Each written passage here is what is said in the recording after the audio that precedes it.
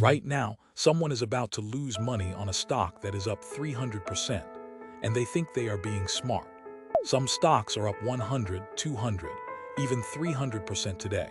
Most people who buy them in the next hour will quietly lose money. The reason is not bad luck. It is a very predictable mathematical trap. We are going to call this predictable trap the spike trap throughout this video. The spike trap works the same way every time, and it has three moving parts. Understanding those parts will permanently change how you look at every hot stock you ever see. A typical spike stock opens flat, then jumps 50% in under 30 minutes. The catalyst is usually a single news headline, an FDA approval, a merger rumor, an earnings beat. Volume explodes, sometimes 10 or 20 times the stock's normal daily trading. By the time you see it trending online, the move is already mostly over. The people who profit from a spike are almost never the people who buy the spike. Early holders, insiders, and algorithmic traders capture the first move.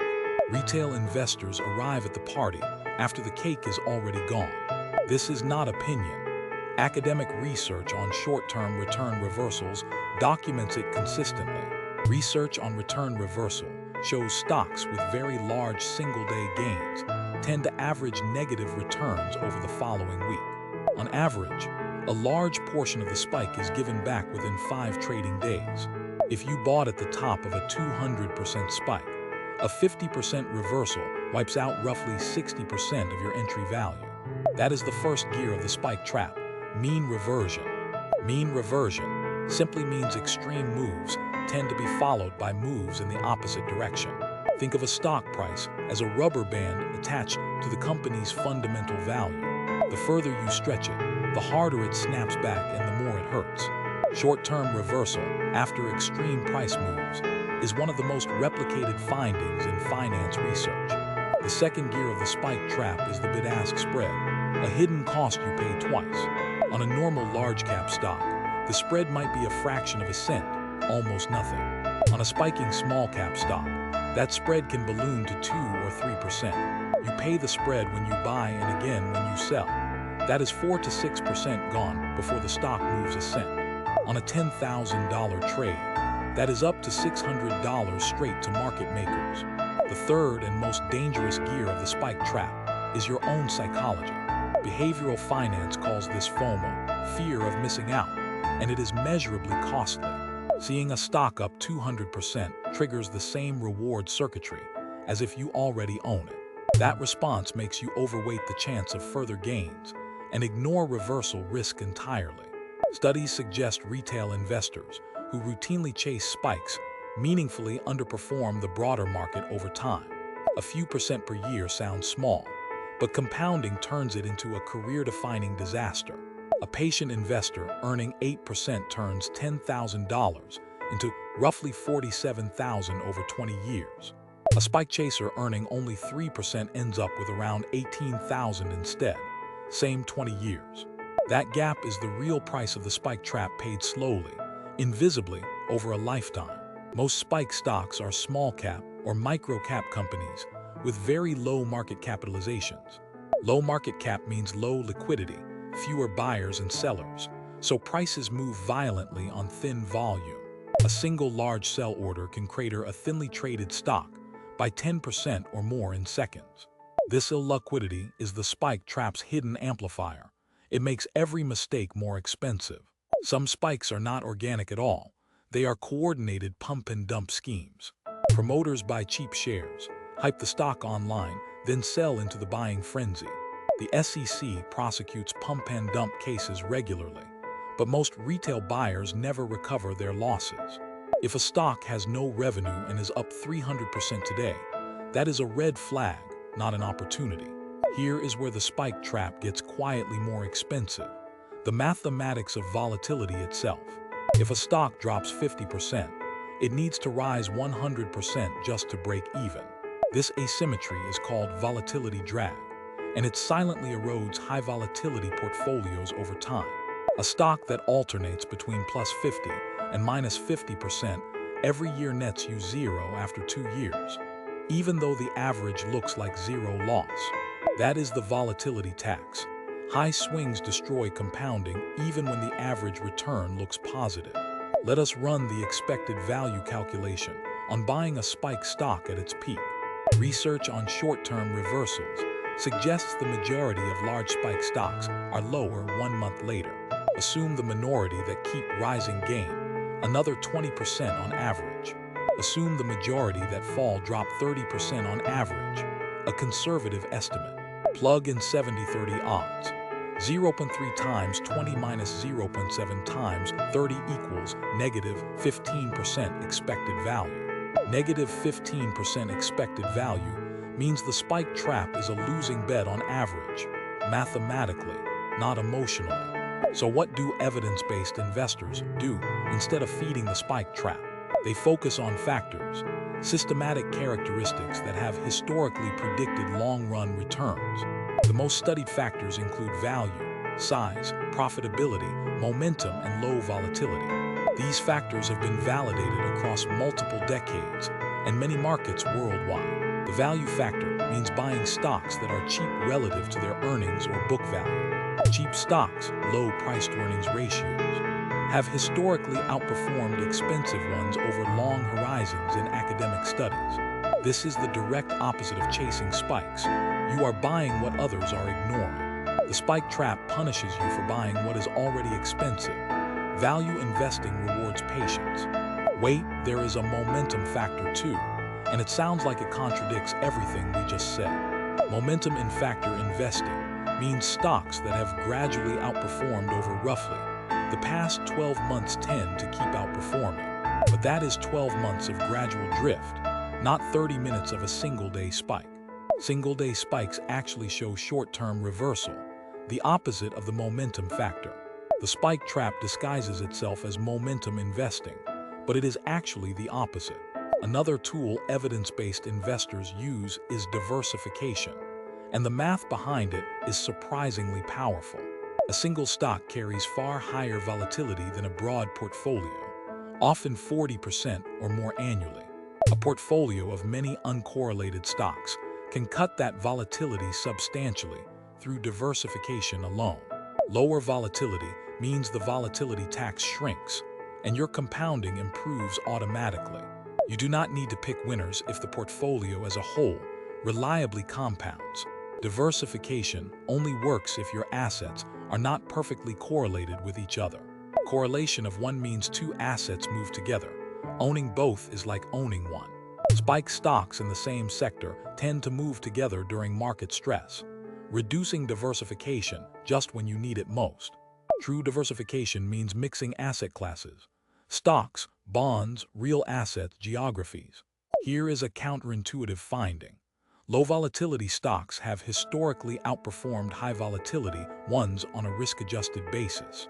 This contradicts the simple idea that more risk automatically equals more reward. The low volatility anomaly has been documented in US and international markets across many decades of data. Spike stocks are extreme high volatility events. The spike trap sits at the worst end of this spectrum. Researchers have backtested systematic strategies of buying large single-day gainers over decades of data. Buying stocks up sharply in one day and holding for a month showed negative average returns in most periods tested.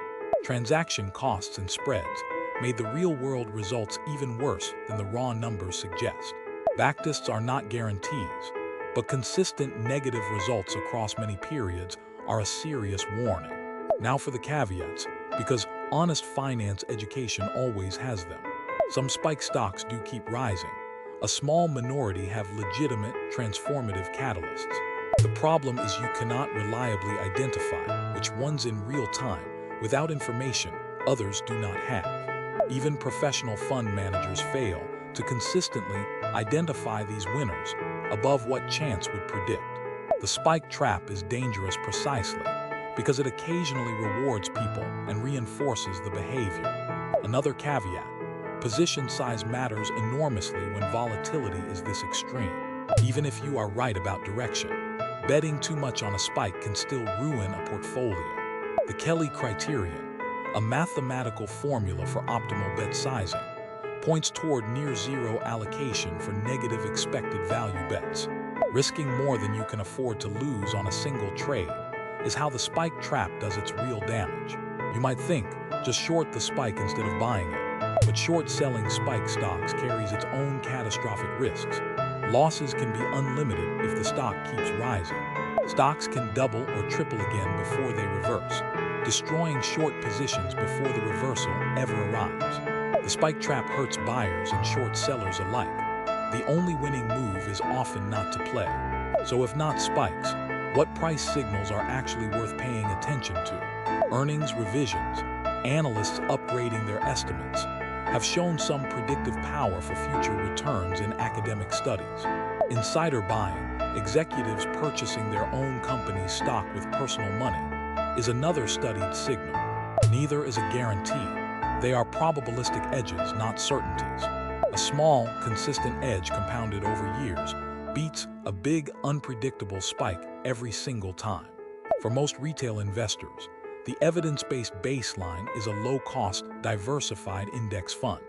Broad U.S. stock market indices have returned roughly 10% annually before inflation over many decades. After accounting for inflation, the real return has historically been closer to 7% per year. 7% real compounded over 30 years turns $10,000 into roughly $76,000. That is the boring alternative to the spike trap, and it wins by a wide margin historically. Every trade has a cost that compounds against you, and the spike trap forces constant trading. A fund with a 1% annual fee versus a 0.1% fee looks similar until you run the numbers over decades. Over 30 years, that fee difference on a meaningful portfolio can cost tens of thousands of dollars in lost compounding. Active trading in spike stocks adds commissions, spreads, and taxes. The spike trap charges you at every exit. Short-term capital gains, profits on assets held under 1 year, are taxed as ordinary income in the U.S. Depending on your bracket, that can mean paying a significant portion of any spike profit straight to taxes. Long-term gains, held over 1 year, are taxed at lower preferential rates instead. The spike trap forces short-term trading, which means the highest possible tax rate on every win. Social media and financial apps are designed to show you the biggest movers first. That is not an accident. Engagement drives revenue, and nothing drives engagement like a stock up 300%. The spike trap is amplified by every notification, trending tab, and hot stock list you see. Turning off those alerts is one of the highest return actions a retail investor can take. Evidence-based investing is less about what you buy and more about the habits you build. Dollar-cost averaging, investing a fixed amount on a regular schedule, removes timing pressure entirely. You stop asking whether today is a good day to buy and start asking whether today is your scheduled day. This habit alone reduces panic buying and selling, and that alone improves long-run outcomes. Let us bring all 3 gears of the spike trap together one final time. Gear 1. Mean reversion pulls spike stocks back down after the initial move. Gear 2. The wide bid-ask spread costs you 4 to 6% before the stock moves at all. Gear 3. Your own FOMO brain overestimates the chance of further gains. Together, these 3 gears make the spike trap one of the most reliably costly mistakes in retail investing. The alternative path is not exciting, and that is exactly why it works. Low-cost diversified funds, factor tilts, dollar-cost averaging, and long holding periods. These strategies do not guarantee success. No strategy does, but they carry the strongest historical evidence. And crucially, they do not require you to be smarter or faster than professional traders. Here is one last number to remember the spike trap by. Negative 15% expected value. Every time you feel the urge to buy a stock up 200% today, picture that price tag dangling from it. The spike trap does not care how smart you are. It is built to exploit the average human brain. Knowing it exists and naming it is the first step to stepping over it every single time. Here is what you can actually do today, starting with your very next investing decision. First, before buying any big mover, calculate the expected value honestly using base rates, not hope. Second, check the bid-ask spread. If it is more than 1%, the spike trap is already charging you. Third, ask yourself whether this fits a systematic, evidence-based plan, or whether it is just FOMO. If the answer is FOMO, the spike trap is already sprung, and the best move is to walk away. If this changed how you think about hot stocks, subscribe for more evidence-based finance, new video every week. Drop a comment.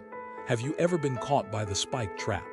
This video is for educational purposes only and does not constitute financial advice. Past performance does not guarantee future results.